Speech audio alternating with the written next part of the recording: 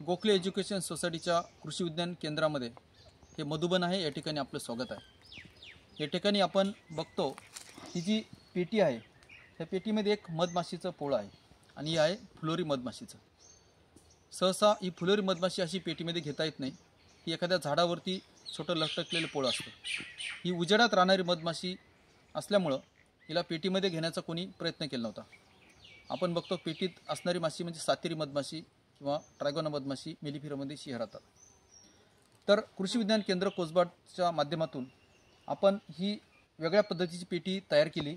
याच्यामध्ये 1-1 इंचाच्या पट्ट्या आहेत, खाली पट्ट्या वरती पट्ट्या सगळ्या बाजूने, आणि जेणेकरून मधमाशीला उजेड राहील अशा पद्धतीने ठेवलं। हे पोळं आपण एका झाडावरती होतं डहाणूमध्येच, तिथून आपण ती फांदी कट करून इथे ते लावलेलं आहे।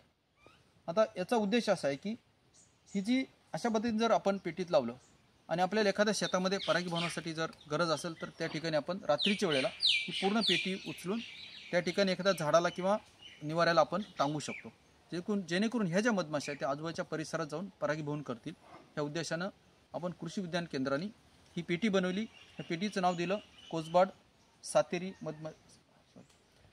कट करेंगे। ह्या पेटीचं आपण ही विशेष पेटी बनवली। ह्या पेटीचं नाव दिलेलं आहे कोसबाड फुलोरी मधमाशी पेटी।